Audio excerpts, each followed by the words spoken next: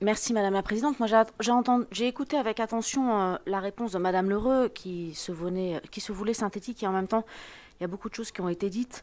Quand vous dites, vous réaffirmez à quel point nous aimons et nous soutenons les structures d'éducation populaire, ça me fait penser à ce dicton qui dit qu'il n'y a pas d'amour, il n'y a que des preuves d'amour. Et en l'occurrence, c'est pas parce que vous maintenez des budgets et que vous faites des travaux que vous les aimez. La preuve en est, vous rompez les contrats avec l'accordé et avec le plateau. Donc, si vous voulez, c'est vraiment, on vous aime mais on vous quitte. Et vous avez fait vraiment du super boulot mais on vous quitte. Voilà, c'est quand même... et on ne va pas faire la même chose, mais quand même on va faire la même chose avec les associations sportives. C'est exactement ce que vous venez de dire, Madame Lheureux. Et je voulais quand même en souligner toute l'incohérence. Et enfin, rappeler quand même que on parle de Villeneuve et de Mistral, et que c'est des quartiers dont on sait qu'ils sont compliqués à vivre, et que être jeune dans ces quartiers et grandir dans ces quartiers, c'est pas facile pour y trouver ses marques, ses repères, pour s'approprier les codes de l'émancipation, parce que le groupe enferme très souvent dans ces quartiers, et que l'accordé comme le plateau, chacun à leur façon, chacun avec leurs équipes, chacun avec leur relation aux habitants de ces quartiers, eh bien, constituer en eux-mêmes une référence, un cadre, des piliers dans ces deux quartiers.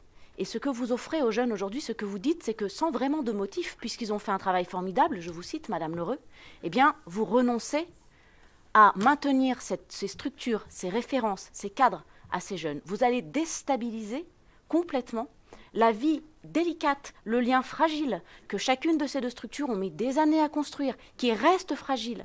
Et vous allez flinguer ça juste pourquoi ? Parce qu'on veut proposer un autre projet que vous ne nous présentez pas, que vous semblez avoir travaillé depuis un an sans le dire à personne, en tout cas certainement pas aux habitants, puisqu'ils ne sont pas au courant, ni les structures d'ailleurs. Donc vous vous rendez compte qu'avec des publics fragiles que sont les enfants et les jeunes de Villeneuve et de Mistral, vous enlevez des références, vous enlevez des repères de vie, des repères. Le plateau, combien d'enfants ont grandi au plateau?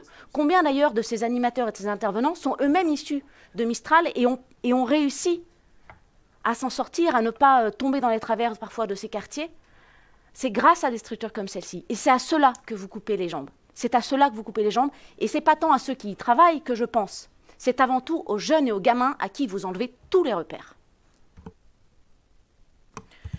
Oui, du coup, comme je viens d'apprendre dans l'intervention de Madame Lheureux qu'en décembre, on aura les conventions pour les prochains... Oui, mais du coup, ça veut dire que vous savez déjà qui vont être les acteurs qui vont remplacer l'accordé et le plateau. Ah, donc vous n'avez pas le nom des acteurs qui vont remplacer les conventions. Attendez.